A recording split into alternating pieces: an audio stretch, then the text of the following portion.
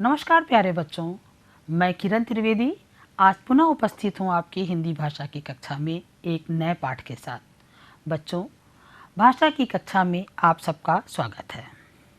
जैसा कि हम लोग हमेशा करते हैं बच्चों, पाठ को आरंभ करने से पूर्व हम लोग कुछ चर्चा करते हैं। आज हम चर्चा करेंगे भारत की आज़ादी में योगदान करने वाले महान व्यक्ति की।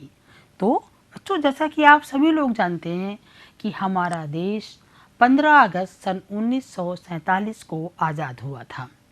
बच्चों, इस दिवस को हम लोग विद्यालयों में भी स्वतंत्रता दिवस के रूप में मनाते हैं। 15 अगस्त के दिन इस दिन हम लोग झंडा फहराते हैं।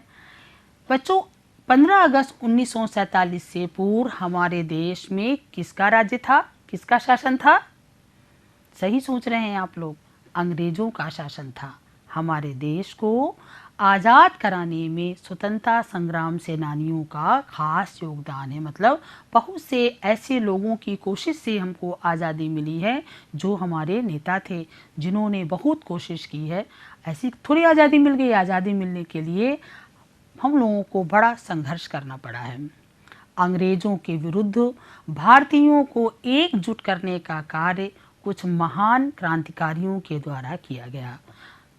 बच्चों, भारत की जनता को अंग्रेजों के विरुद्ध इकट्ठा करने का काम हमारे देश के कुछ क्रांतिकारियों ने किया। केवल कुछ लोग मिलकर के तो आज़ादी नहीं प्राप्त करा सकते थे, इसके लिए पूरी जनता का एकजुट होना भी बहुत ज़रूरी था। तो इस काम को करने के लिए बहुत से क्रांतिकारियों ने अनेक प्रकार के कार्य किए और अनेक प्रकार से जनता को अंग्रेज़ों के विरुद्ध इकट्ठा किया, और इसके उपरांत ही हमको आज़ादी प्राप्त हुई है। इन महान विभूतियों को हम उनके द्वारा किए गए अविस्मरणीय कार्यों के लिए याद करते हैं। बच्चों, इन लोगों ने इतने महान कार्य किए, ऐसे कठिन कार्य किए और इतनी इतनी सजा भुगती, जिसके कारण आज भी हम उनको याद करते हैं।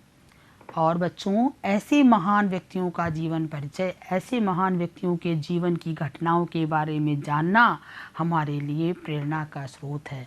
हम उनसे कुछ न कुछ सीखते ही हैं। जैसे कि बच्चों, आप देखिए, ये महान व्यक्ति, ये कुछ हमारे स्वतंत्रता संग्राम सेनानी है। जब हम इनके बारे में जानते हैं, ये कौन है बच्चों? सभी लोग जानते होंगे, ये हैं सुभाष चंद्र बोस जी। इनके बारे में जब हम पढ़ते हैं तो हमें साहस की भावना आती है कि हमको हिम्मत से काम करना चाहिए। यही हमारे सरदार वल्लभ भाई पटेल, जिनकी की जयंती अभी हमने जल्दी ही 31 अक्टूबर को मनाई है। तो ये सरदार वल्लभ भाई पटेल हैं, जिनको कि लौह पुरुष भी कहा जाता था। और ये हैं सरदार भगत सिंह। ये भगत सिंह जी ने भी देश की आज़ादी के लिए वो हंसते हंसते फांसी के फंदे पर चढ़ गए थे। और ये हैं बच्चों महात्मा गांधी जी, जो कि हम राष्ट्रपिता के नाम से जिनको हम जानते हैं। तो बच्चों, इस प्रकार के महान विभूतियों के द्वारा ही हमको आज़ादी प्राप्त हुई है। आज आपकी पाठ्य पुस्तक कलरव के पाठ 11 में एक ऐसे ही महान व्यक्ति की कहानी है, जिसको कि आज हम पढ़ेंगे। उन महान व्यक्ति का नाम है लोकमान्य बाल गंगाधर तिलक। तो बच्चों, आप अपने पाठ्य पुस्तक कलरव का पाठ 11 खोलिए और तैयार हो जाइए पढ़ने के लिए लोकमान्य बाल गंगाधर तिलक जी के जीवन की कुछ घटनाओं को। पाठ का शीर्षक है बाल गंगाधर तिलक। तो बच्चों, हम लोग पढ़ते हैं बाल गंगाधर तिलक। पाठ की जो शुरुआत है, जो पाठ का आरंभ है, वो उनके स्कूली जीवन की एक घटना से है।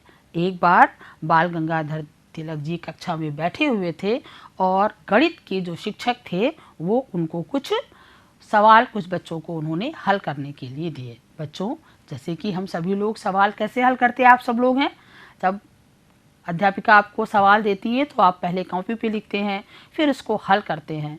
तो इसी प्रकार से सवाल शिक्षक ने कुछ दिए और उनको हल करना था।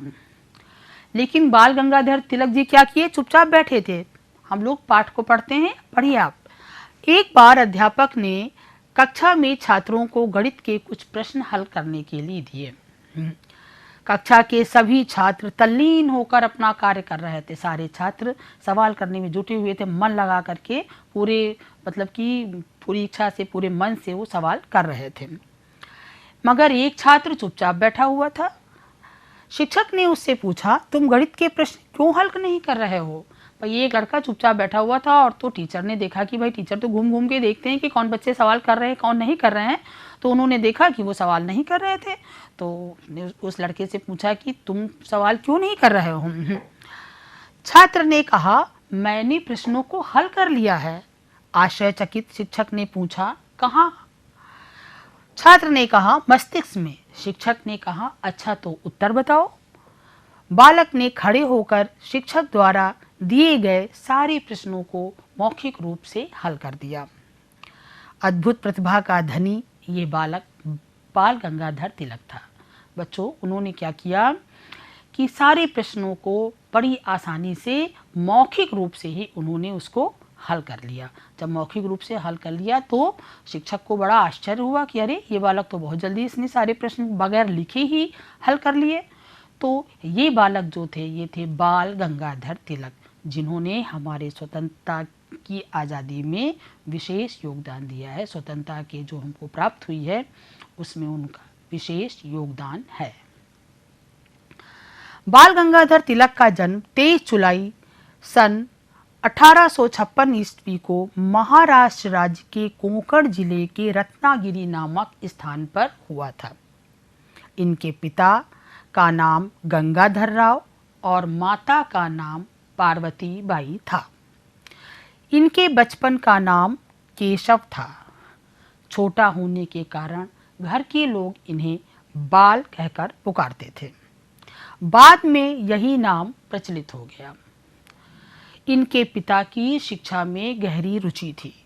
उन्होंने अपने पुत्र की शिक्षा दीक्षा पर पूरा ध्यान दिया। तिलक कुशाग्र बुद्धि के बालक थे। कुशाग्र बुद्धि अर्थात तीव्र बुद्धि, तेज दिमाग के। विद्यालय जाने से पूर्व इन्होंने अनेक संस्कृत ग्रंथ याद कर लिया था। बच्चों, विद्यालय जाने से पूर्व इन्होंने बहुत सारे संस्कृत के ग्रंथ याद कर लिए थे। जरा सोचिए बच्चों, कितने बुद्धिमान होंगे वो। क्या विद्यालय जाने से पूर्व कोई इतना कुछ पढ़ सकता है? लेकिन उन्होंने विद्यालय जाने से पूर्व ही बहुत सारे संस्कृत के ग्रंथों को याद कर लिया था। इनकी प्रतिभा से शिक्षक बहुत प्रभावित थे। गणित, इतिहास और संस्कृत इनके प्रिय विषय थे। कठिन से कठिन प्रश्न वे मौखिक रूप से हल कर लेते थे। जो गणित के सवाल थे उसके लिए उनको कलम कागज़ की ज़रूरत ही नहीं पड़ती थी। वो इन सवालों को मौखिक रूप से ही हल कर लिया करते थे। किशोरावस्था में ही इनके माता पिता का देहांत हो गया था। देहांत अर्थात उनकी मृत्यु हो गई थी। किशोरावस्था जब वो थोड़े से बड़े हुए। इनका विवाह सत्यभामा बाई से हुआ। विवाह में इन्होंने दहेज में कुछ भी नहीं लिया। इनके पिता की तरफ से दहेज में, जो कि एक बहुत बड़ी बुराई है बच्चों, लेकिन इन्होंने दहेज में कुछ भी नहीं लिया। 1877 ईस्वी में बीए परीक्षा उत्तीर्ण कर इन्होंने कानून की डिग्री प्राप्त की। उसके बाद इन्होंने कानून की पढ़ाई की। देखिए कितनी पढ़ाई की बच्चों इन्होंने। इसके बाद वे वकालत करने लगे। तिलक शिक्षा को स्वतंत्रता का आधार मानते थे। तिलक को लगता था कि शिक्षा जो है वो हमारी स्वतंत्रता प्राप्ति में सहायक सिद्ध होगी। इन्होंने यह अनुभव किया कि शिक्षा जो होगी इसके द्वारा ही वे स्वतंत्रता को प्राप्त कर सकते हैं, क्योंकि जब इनकी जनता शिक्षित होगी तभी जो है वो स्वतंत्रता लेने में उसकी उत्सुकता होगी। इन्होंने यह भी अनुभव किया कि देशभक्ति और राष्ट्रीय चेतना जगाने के लिए शिक्षा के प्रसार के साथ साथ पत्र पत्रिकाओं का प्रयोग भी आवश्यक है। अतः इन्होंने केसरी तथा मराठा नाम के समाचार पत्र भी निकाले। इन समाचार पत्रों के माध्यम से ये ब्रिटिश शासन के विरुद्ध संघर्ष करने का संदेश देते थे। पत्रों के माध्यम से इन्होंने स्वतंत्रता के प्रति लोगों में नई चेतना जगाई। बच्चों, शिक्षित होना तो इनके हिसाब से बहुत आवश्यक था जनता के लिए। इसके साथ ही पत्र पत्रिकाओं को निकाला गया। ये ऐसा क्यों किया? जैसे आजकल हम कोई संदेश भेजना चाहते हैं या अपनी बात किसी तक पहुंचाना चाहते हैं तो हम बड़ी आसानी से मोबाइल से फ़ोन करके या मैसेज करके भेज सकते हैं। लेकिन उस समय क्या होता था, अंग्रेज़ों की सरकार थी, ऐसा कोई शासन नहीं, ऐसा कोई साधन नहीं था जिससे कि जनता तक अपनी बात पहुंचाई जा सके। तो क्या होता था उस समय बच्चों कि जो हमारे स्वतंत्रता संग्राम सेनानी थे, उनका वो अपने अखबार निकालते थे, अपनी मैगजीन निकालते थे, अपनी पत्रिकाएं निकालते थे, और वो पत्रिकाएं जो होती थी वो जनता तक पहुंचाई जाती थी, जिससे कि क्रांतिकारियों की जो विचार हैं, जो उनका योजना होती थी, वो जनता के बीच में पहुंचती थी। तो अगर जनता शिक्षित नहीं होगी तो फिर उन पत्रिकाओं को पढ़ नहीं पाएगी। तो इसलिए तिलक सोचते थे, जो बाल गंगाधर तिलक जी थे, वो सोचते थे कि स्वतंत्रता प्राप्ति के लिए सबसे पहले तो क्या होना चाहिए, जनता को शिक्षित होना बहुत ज़रूरी है, और उसके बाद जनता तक अपनी आवाज़ पहुंचाने के लिए पत्र पत्रिकाओं का होना भी बहुत ज़रूरी है। तो क्या हुआ, तो उस समय उन्होंने कई सारे पत्र पत्रिकाएं निकाले, जिससे कि जनता में चेतना आए स्वतंत्रता के प्रति, कि वो आज़ादी के लिए उत्सुक हों कि हमको किस प्रकार से अंग्रेज़ों से आज़ादी चाहिए और इनके शासन में हमको क्या क्या नुकसान हो रहा है। तो इसलिए बाल गंगाधर तिलक जी ने पत्र पत्रिकाएं भी निकाले। इनके 2 पत्र बहुत ही ज़्यादा प्रसिद्ध हुए हैं, केसरी और मराठा। इन्होंने क्या किया, केसरी और मराठा नाम के समाचार पत्र भी निकाले। बच्चों, इन समाचार पत्रों के माध्यम से ये ब्रिटिश शासन के विरुद्ध जनता में चेतना ला रहे थे। तिलक जी के कार्यों और विचारों के कारण सब लोग इनका आदर करने लगे। इनके नाम के साथ लोकमान्य शब्द जुड़ गया। इन्होंने इतने अच्छे कार्य किए और जनता को इस प्रकार से जागरूक किया कि लोग जो थे इनका बड़ा आदर करने लगे, और इनके नाम के साथ लोकमान्य शब्द जुड़ गया। लोक का मतलब ऐसे होता है बच्चों संसार, और मान्य का मतलब माने जाने वाले। तो लोकमान्य ये बाल गंगाधर तिलक से इन्हें लोग लोकमान्य बाल गंगाधर तिलक कहने लगे। तिलक ने विधवा विवाह एवं महिला शिक्षा पर विशेष जोर दिया, बाल विवाह जैसी कुरीति का विरोध किया तथा मजदूरों की दशा सुधारने के लिए आंदोलन चलाया। इन्होंने स्वदेशी की भावना का भी प्रसार किया। तिलक ने जो समाज में, हमारे भारतीय समाज में जो फैली हुई बुराइयां थीं, उनको उन्होंने दूर किया। सबसे पहले उन्होंने विधवा विवाह और महिला शिक्षा पर विशेष जोर दिया। उस समय महिलाएं बहुत ज़्यादा नहीं शिक्षित हुआ करती थी, उनकी शिक्षा पर, उनकी पढ़ाई लिखाई पर ज़्यादा ध्यान नहीं दिया जाता था। तो उन्होंने क्या किया कि उन्होंने महिला शिक्षा पर, कि बालिकाओं को भी शिक्षित होना चाहिए, महिलाओं को भी शिक्षित होना चाहिए, इस पर उन्होंने जोर दिया। इसके बाद उन्होंने क्या किया कि जो बाल विवाह जैसी कोई प्रथा है, छोटे बच्चों की शादी बचपन में करा दी जाती थी, इसका भी उन्होंने विरोध किया और इसको हटाने के लिए जुट गए। मजदूरों की दशा सुधारने के लिए आंदोलन चलाया और इन्होंने स्वदेशी की भावना का प्रचार किया। स्वदेशी की भावना बच्चों, पहले क्या होता था कि जो अंग्रेज लोग थे यहाँ से कच्चा माल इंग्लैंड ले जाते थे। कच्चा माल जैसे कि मान लीजिए रुई, उस समय यहाँ पर कपास बहुत होती थी, तो कपास वो यहाँ से लेकर के जाते थे और इंग्लैंड में उसको कपड़ा बनाते थे, और उस कपड़े को ला करके हमारे देश में ही महंगे दामों पर बेचते थे, आकर के उसमें कुछ मिला देते थे।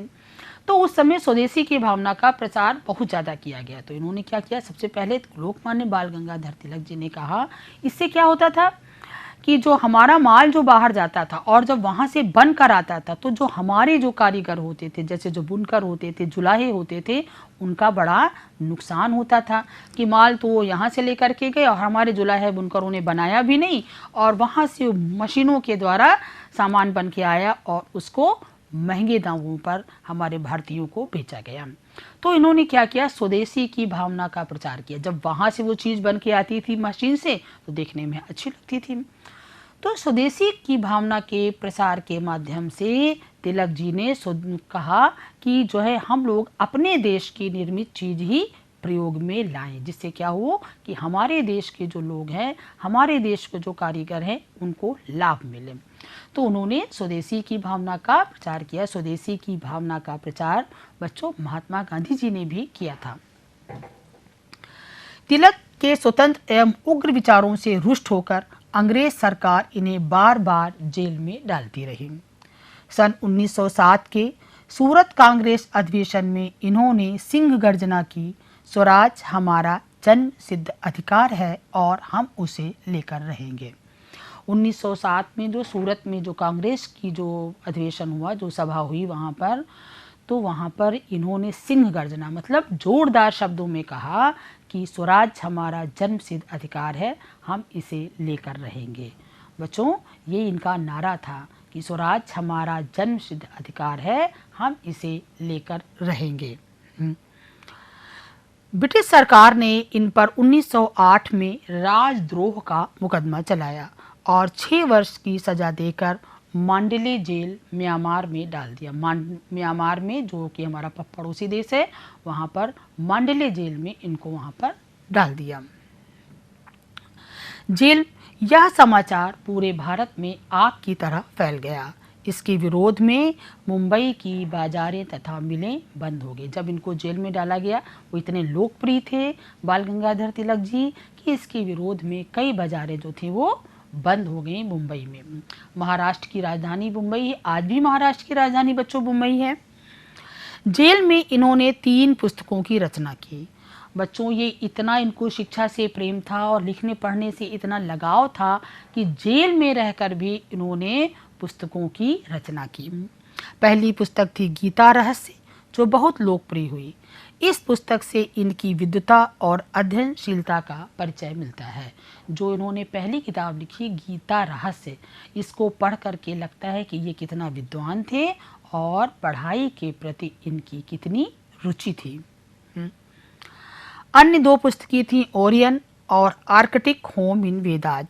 6 वर्ष की सजा पूरी कर 1914 में ये मांडले जेल से बाहर आए। बाहर आकर वे फिर स्वतंत्रता प्राप्ति के लक्ष्य में जी जान से जुट गए। अपनी लगन तथा निष्ठा के बल पर इन्होंने भारतीय स्वतंत्रता संग्राम की सुदृढ़ आधारशिला निकली। उन्होंने इस प्रकार से बाहर आकर के फिर से वो उसमें जुट गए और उन्होंने स्वतंत्रता संग्राम की जो नींव थी, भारतीय स्वतंत्रता संग्राम की नींव, भारतीय स्वतंत्रता संग्राम कैसे में अपना विशेष योगदान देते हुए आज़ादी की नींव रखी। स्वतंत्रता संग्राम का ये चमकता नक्षत्र 1 अगस्त 1920 को सदा के लिए अस्त हो गया। स्वतंत्रता संग्राम का ये चमकता नक्षत्र, अब देखिए बच्चों, इस लाइन में लोकमान्य बाल गंगाधर तिलक जी को नक्षत्र कहा गया है। नक्षत्र का मतलब तारा, सितारा। सितारा आसमान में चमकता है, इसी प्रकार ये हमारे जो स्वतंत्रता संग्राम के नक्षत्र के समान थे, सितारे के समान थे। 1 अगस्त 1920 को सदा के लिए अस्त हो गया। अस्त हो जाने का मतलब इनका निधन हो गया और 1 अगस्त 1920 में इनका निधन हो गया। लोकमान्य बाल गंगाधर तिलक के विचार, देशभक्ति और स्वातंत्र प्रेम हमारे लिए सदा ही प्रेरणा का स्रोत बने रहेंगे। लोकमान्य बाल गंगाधर जी के जो विचार थे और स्वातंत्र प्रेम मतलब आज़ादी के लिए जो इनका प्रेम था और इनका जो दृढ़ निश्चय था, वो हमारे लिए एक सीख के समान है कि हम लोग भी जो निश्चय कर लें उस पर हमेशा अडिग रहें। तो बच्चों, ये तो थी लोकमान्य बाल गंगाधर तिलक जी का कुछ जीवन परिचय।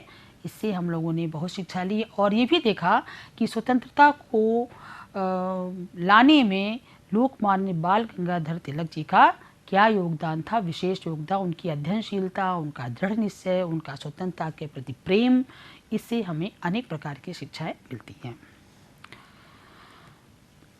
जो आपने इस पाठ को पढ़ा और देखा कि इसमें कुछ कठिन शब्द हैं जिनका कि उच्चारण आपके लिए बहुत ज़रूरी है।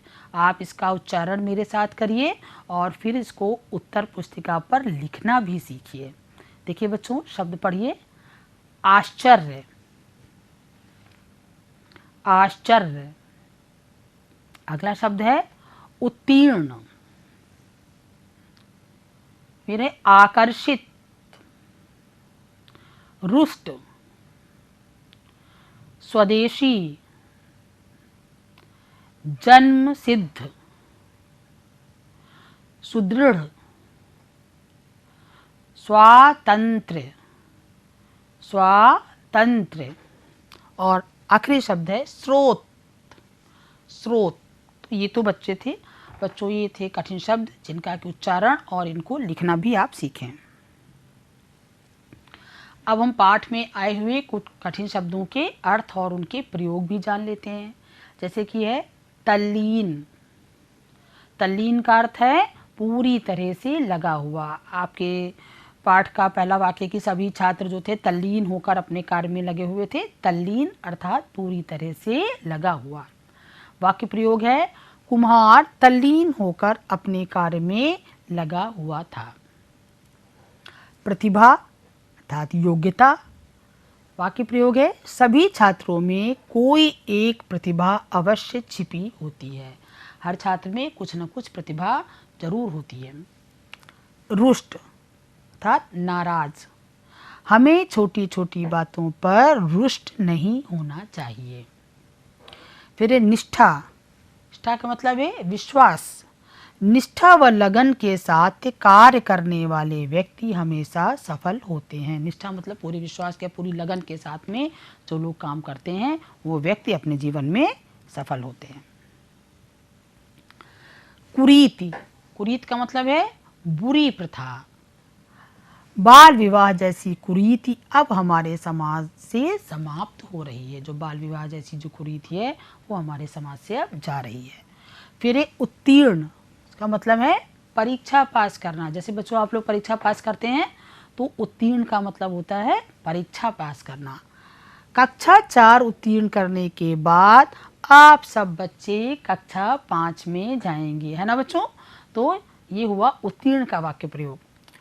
कुशाग्र बुद्धि मतलब तीक्ष्ण बुद्धि। तीक्ष्ण मतलब तेज बुद्धि, तेज दिमाग वाला, उसको कहते हैं कुशाग्र बुद्धि। कुशाग्र बुद्धि बच्चे विषय को जल्दी समझ लेते हैं। फिर है जन्म सिद्ध। जन्म सिद्ध मतलब हमको जन्म से जो चीज़ प्राप्त हो और जिस पर हमारा पूरा अधिकार हो।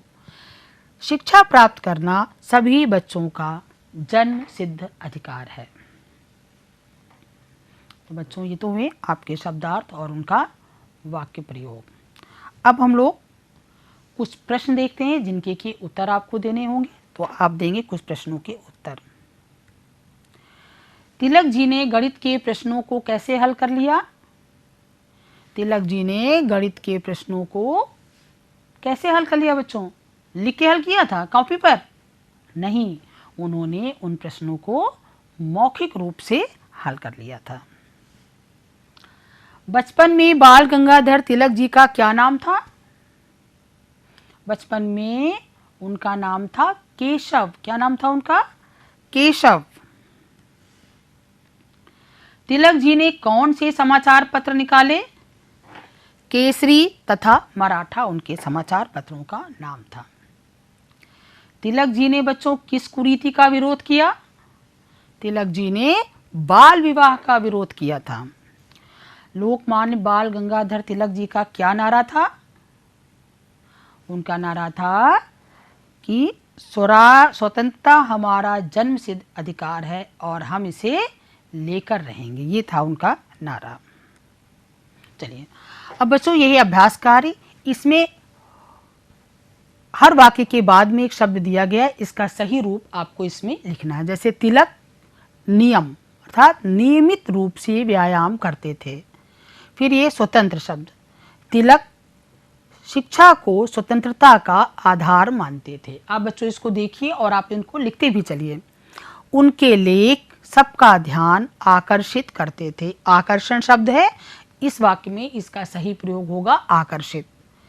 तिलक के नाम के साथ शब्द प्रचलित हो गया। प्रचलन, कौन सा शब्द प्रचलित हो गया? लोकमान्य शब्द तिलक जी के साथ में प्रचलित हो गया। अब बच्चों ये शब्द दिए गए हैं, इनमें आपको जैसे स्वतंत्र शब्द में ता लगाने पर स्वतंत्रता बनता है, इसी प्रकार नीचे दिए गए शब्दों में ता जोड़कर नए शब्द बनाइए। जैसे निर्धन निर्धनता, कठोर कठोरता, सज्जन सज्जनता, मानव मानवता, उदार उदारता, कोमल कोमलता। अब बच्चों एक बार हम लोग फिर से रिवाइज कर लेते हैं कि बाल गंगाधर तिलक जी की जन्म तिथि 23 जुलाई 1856। तिलक जी का जन्म स्थान महाराष्ट्र राज्य में कोंकण जिले का रत्नागिरी नामक स्थान। तिलक जी के माता पिता का नाम श्री गंगाधर राव और पार्वतीबाई। तिलक जी द्वारा लिखी गई 3 पुस्तकें गीता रहस्य, Orion, Arctic home in Vedas. Lokmanya बाल गंगाधर तिलक जी की मृत्यु 1 अगस्त 1920। तो बच्चों आपको पाठ अच्छी तरह याद हो गया होगा। अब है ये कुछ गृह कार्य। बच्चों आप संज्ञा और सर्वनाम के बारे में तो जानते हैं। अब देखिए ये सर्वनाम शब्द है, ये इनका बहुवचन रूप है। वह, वे, यह, ये, उसने, उन्होंने, उसका, उनका, उसके, उनके, इसने, इन्होंने और इसका, इनका। अब यहाँ पर आपको इनके बहुवचन रूप लिखने हैं, जैसे मैं का हम, मुझे, हमें, मुझसे, हमसे। इसी प्रकार से आपको ये गृह कार्य करना है और अपनी उत्तर पुस्तिका में लिखना है। अब बच्चों आप कुछ महत्वपूर्ण कार्य करेंगे, जैसे तिलक जी के बचपन पर 3 वाक्य लिखना है आपको। तिलक जी की शिक्षा, स्वतंत्रता के लिए तिलक जी का योगदान, ये आपको अपनी उत्तर पुस्तिका में लिखना है। और लोकमान्य बाल गंगाधर तिलक जी के जीवन से जुड़े हुए कुछ रोचक प्रसंगों को भी आप संकलित कीजिए आईसीटी के माध्यम से, पुस्तकालय में जाकर के या अपने बड़ों की मदद से। बच्चों इस पाठ में हमने सीखा कि हमको अपने लक्ष्य पर हमेशा डटे रहना चाहिए, हमें अपने ज्ञान को आगे बढ़ाते रहना चाहिए, क्योंकि जेल में रहकर भी देखिए लोकमान्य बाल गंगाधर तिलक ने अध्ययन नहीं छोड़ा। जीवन में आने वाली समस्याओं से घबराना नहीं चाहिए और समाज में फैली हुई कुरीतियों का विरोध करना चाहिए। तो बच्चों आज का पाठ यहीं समाप्त होता है। मैं फिर मिलूंगी नई कक्षा में नए पाठ के साथ। धन्यवाद बच्चों।